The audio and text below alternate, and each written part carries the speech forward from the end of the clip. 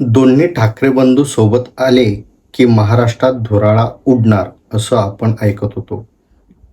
विशेष म्हणजे मुंबई महानगरपालिकेच्या निवडणुकांमध्ये एक वेगळंच गणित पाहायला मिळू शकतं, कारण ठाकरे ब्रँड मुंबईमध्ये मोठ्या प्रमाणात चालतो. आजपर्यंतचा तसा इतिहास राहिला आहे. आता या सगळ्यांमध्ये राज ठाकरे आणि उद्धव ठाकरे जेव्हा एकत्र येतील तेव्हा सगळी समीकरणं बदलतील असं संकेत किंवा अशा संदर्भातले वेगवेगळे वक्तव्य, शक्यता अनेक वर्षांपासून आपण ऐकत आलो आहे. आणि आता काही महिन्यांपासून ज्या काही महाराष्ट्राच्या राजकारणात घडामोडी घडल्या त्या पाहिल्या तर निश्चित स्वरूपात हा मोठा परिणाम ठरू शकतो आगामी काळात असं बोललं जात होतं.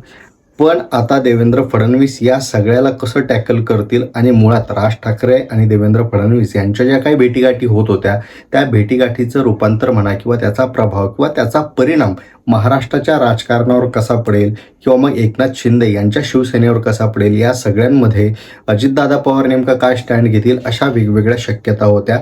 पण आता जी काही नुकतीच एक सभा झाली कार्यकर्त्यांची वगैरे भारतीय जनता पक्षाची, आणि या सगळ्या बैठकीत असं काही घडलं ज्याचे वेगवेगळे अर्थ काढले जाऊ शकतात.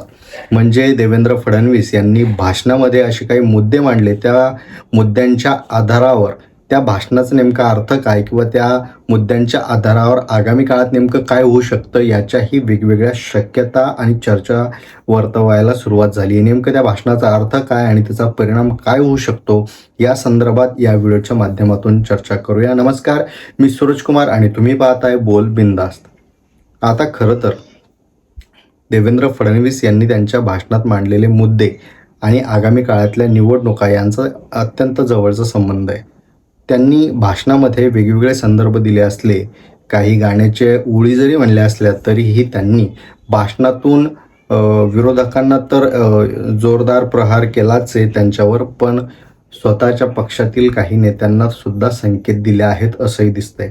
सगळ्यात महत्त्वाचं म्हणजे 2014 असेल, 19 असेल आणि 24 या तिन्ही विधानसभामध्ये भारतीय जनता पक्षानं जी काही कामगिरी केली ती त्यांनी पुन्हा बोलवून दाखवली. सोबतच ठाकरे ब्रँडचा बँड वाजला असंही त्यांनी सांगितलं. आणि हे सांगत असताना त्यांनी जे काही बेस्टच्या निवडणुका झाल्या होत्या त्या निवडणुकांचं उदाहरण दिलं.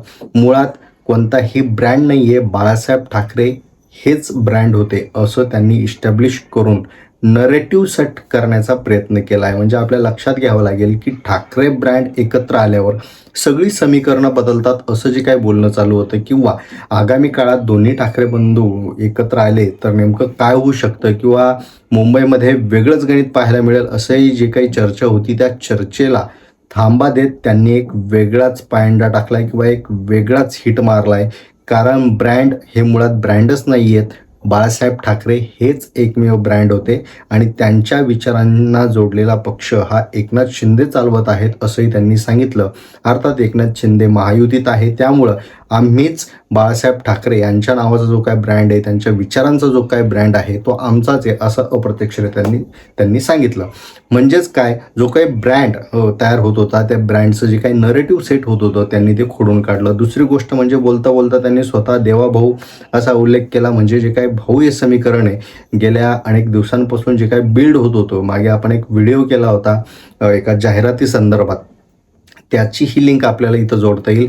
म्हणजे या पाठीमागचं सगळं गणित जर आपल्याला पाहायचं असेल तर तो व्हिडिओ तुम्ही पाहू शकता. म्हणजेच काय, वेगवेगळे गणितं आपल्याला या भाषणामध्ये पाहायला मिळतात. सोबतच कोणी सोबत आलं किंवा नाही आलं तरीही आपला झेंडा लागेल, महायुतीचा झेंडा असं जरी ते म्हणले असले तरीही कोणी सोबत आलं किंवा नाही आलं तरीही आपलाच विजय होईल असं त्यांनी सांगितलं. याच्या पाठीमागचं कारणही म्हणजे जे काही माणसं वेगवेगळी समीकरणं जोडत आहेत किंवा त्यांच्याच पक्षातले महायुतीतले जे काही नेते आहेत वेगवेगळी समीकरणं जोडण्याचा प्रयत्न करत आहेत, त्यांनाही एक प्रकारचा हा इशारा दिलेला आहे. सोबतच मुंबईला पुढे ठेवून मराठी माणूस हाही मुद्दा त्यांनी उपस्थित केला आणि मराठी माणसासाठी आम्ही काय केलं याचाही पाढा त्यांनी वाचला. आणि सोबतच बोलता बोलता असंही म्हणाले की मागचे काही भाषणं तुम्ही पहा, त्या भाषणांमध्ये जे काही स्वतःला ब्रँड म्हणून सांगतात किंवा मराठी माणसाबद्दल बोलतात त्यांच्याबद्दल, मुंबईबद्दल, मुंबईच्या भल्याचा विचार आम्ही करतो असं ते सांगतात. त्यांचे गेल्या 10 भाषणं काढा आणि त्या भाषणामध्ये मुंबईच्या निर्मिती म्हणजे विकासासाठी नेमकं काय भूमिका आहे, काय व्हिजन आहे त्या भाषणामध्ये त्यांनी मांडलं आहे का, असाही त्यांनी एक प्रश्न उपस्थित केला. जर त्यांनी मांडलेला असेल तर मी ₹100 देतो असंही ते म्हणाले. म्हणजे ₹100च का आकडा घेतला हेही आपल्या लक्षात येईल. म्हणजे जास्त वेटेज द्यायचं नाही आहे, मोठा आकडा त्यांनी घेतला नाही. खरं तर देवेंद्र फडणवीस हे छोट्या छोट्या गोष्टीतून, लहान लहान वाक्यातून एक वेगळा इम्पॅक्ट टाकण्याचा प्रयत्न करतात, त्यातलाच हा प्रकार वाटतो. आता हे सांगत असताना त्यांनी मुंबईबद्दल म्हणजे खरं तर विचार केला तर उद्धव ठाकरे यांनी म्हणजे राज ठाकरे तरी मुंबईबद्दल बऱ्याचदा किंवा महाराष्ट्राच्या विकासाबद्दल, मुंबईच्या विकासाबद्दल भूमिका मांडत असतात. पण उद्धव ठाकरे गेल्या अनेक दिवसांपासून फक्त यांच्यावर टीका करताय. एक व्हिजनरी वक्तव्य त्यांचं नसतं. मुंबईबद्दलचं व्हिजन काय असावं या संदर्भात ते कधी भूमिका मांडत नाही आणि तोच धागा पकडत देवेंद्र फडणवीस यांनी एक पुन्हा सिक्सर मारलाय. आता म्हणजेच काय, मुंबई हा एक प्रश्न त्यांनी घेतला. मुंबईच्या व्हिजनबद्दल दृष्टिकोन कोणाजवळ आहे, त्यांच्याजवळ की आमच्याजवळ, हेही त्यांनी इस्टॅब्लिश केलं. सोबतच मराठी माणसाचा मुद्दा, मराठी माणसं जे काही कामगार होते किंवा वेगवेगळ्या ठिकाणी ज्या काही झोपडपट्ट्या होत्या त्या संदर्भात कशा सदनिका दिल्या किंवा घरं कशी मोठी त्यांना मिळाली हेही त्यांनी सांगितलं.